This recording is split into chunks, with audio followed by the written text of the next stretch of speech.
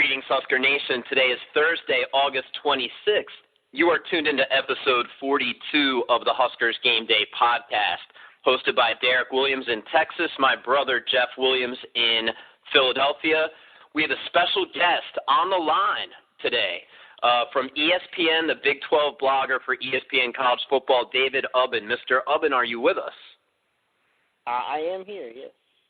David, thanks for breaking off some time. We've got 8 days till the season, so we imagine your schedule's got to be crazy, so we appreciate you breaking off some time to talk to us and Husker Nation about Nebraska and the Big 12.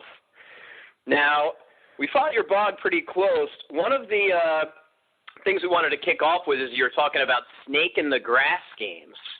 And one of the games you pointed out was Nebraska at Iowa State. You thought that might be sort of what some people call a trap game.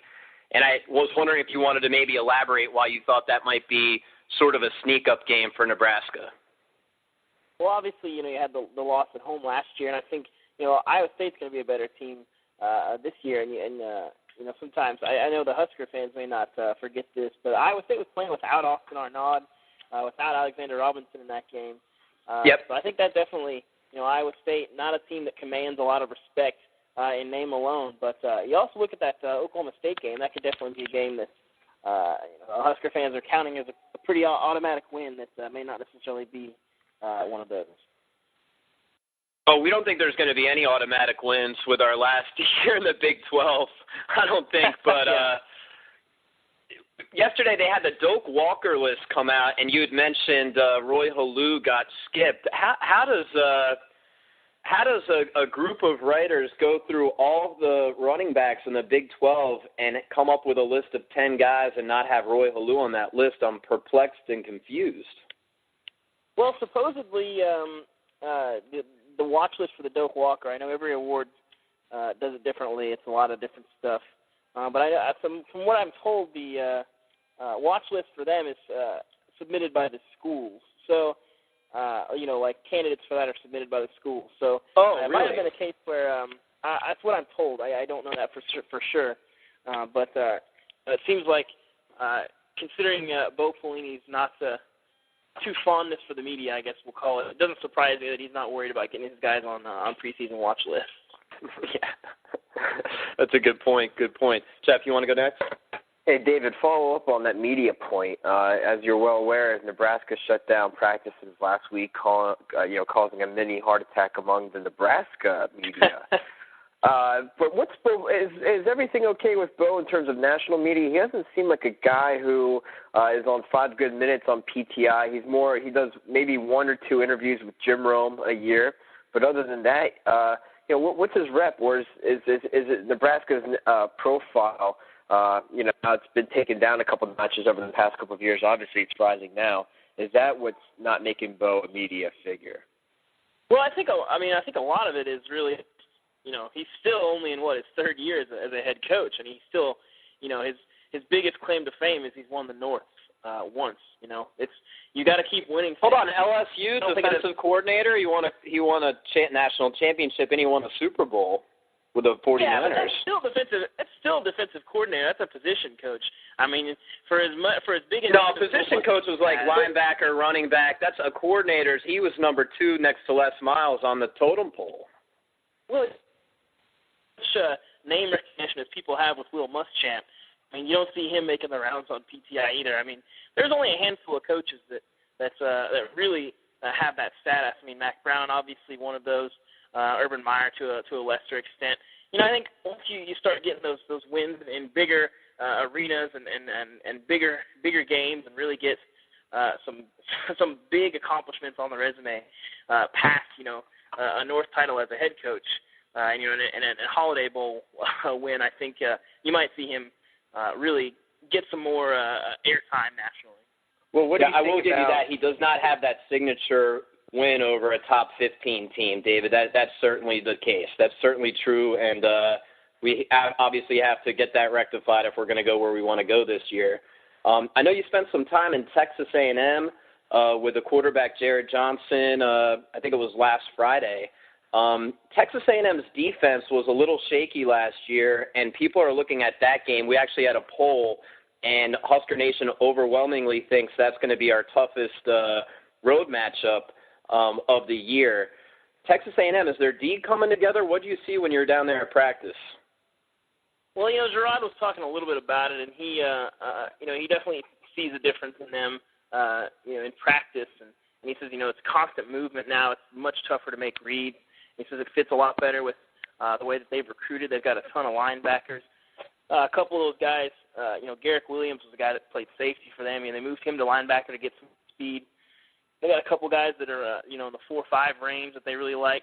He says it just fits their personnel better. Whether that translates into better numbers, get that points per game down, get the total defense down and up in the total rankings. There's no way to know. You're not going to tell until you get into the season. There's certainly reason for optimism there for the defense, but until they get into conference play and they get to see Oklahoma State, Arkansas early on, you're not going to be able to tell. Their non-conference games to open the season, are pretty weak, so you're not going to know exactly how good that defense is until we get into the season. David, Derek Washington, late-breaking news, has been suspended indefinitely by the Missouri Tigers. Obviously a very key player with Missouri. How big is the gap between Nebraska and Missouri in the Big 12 North? Factoring in Washington's replacement, and what type of impact does Derek Washington and his indefinite suspension? We obviously he could be back for San Diego State in the third week of the season, but how important is Derek Washington to the Missouri Tigers? Well, he's definitely important. I think experience is a big factor for him. He played some as a freshman, and then he's been there. Their leading rusher the last 2 years. He hit 1,000 in 2007, in 2008. So obviously, he's a big part of what they do. But that offense really revolves around Blaine Gabbert. Derek Washington's a good player. He's definitely a guy that looked like he was going to have a big year. Whether or not we see him back or when we see him back, that's definitely an issue Missouri fans will be watching. But it's not a team killer for them. They've got a couple guys behind him. Devin Moore has missed some practice with an injury the last week or so.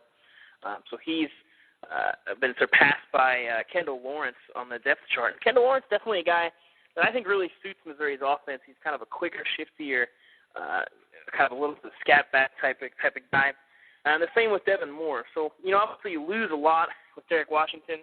You can't say that Missouri's offense is better with one of those more, shifty backs.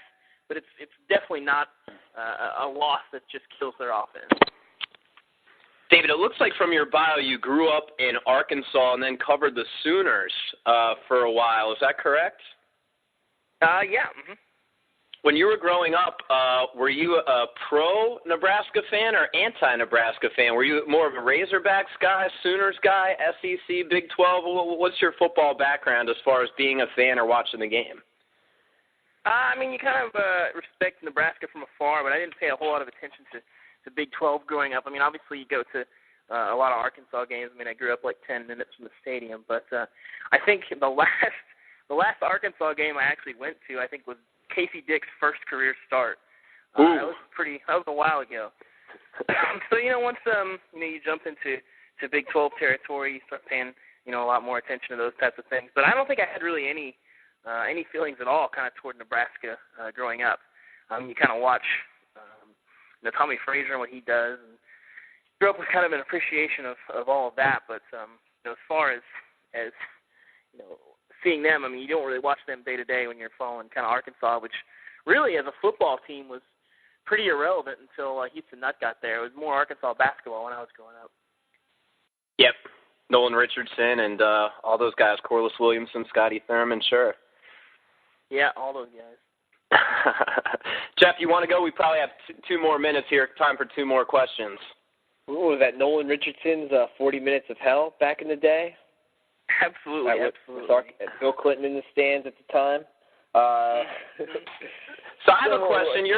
I've got a question. You're the Big 12 blogger, and the Huskers are moving to the Big 10. If you haven't heard, do the Huskers get a little less or a little bit more attention due to the fact that they're sort of the odd man out, or this is their last season? Has your editor say make sure that you dial up the Nebraska news, or there's no editorial agenda with the Huskers? Hang on, Nebraska's leaving? Are you not sure? Who knows? The way it's going, it could change. It could change any day, but yeah. No, it looks like that's going to happen. We're not, we definitely don't have any mandates from above on what to write about or what not to write about. But in terms of Nebraska, I think it's good to kind of get away from all that once the football actually starts. I mean, this year it's going to pretty much be they're doing this on the field, they're doing that on the field. Whenever they make the switch, hand the reins off to Adam probably after the bowl season heading into spring. But I think they'll be treated pretty normally. I don't see it going up or down. I mean, if they're good, obviously they're a lot more relevant, and they should be this year. So it'll be interesting to kind of watch and see what they kind of run into on the road. Really, it's kind of interesting that they don't have to see those teams like Missouri or Texas on the road, but I'm sure those games at Oklahoma State and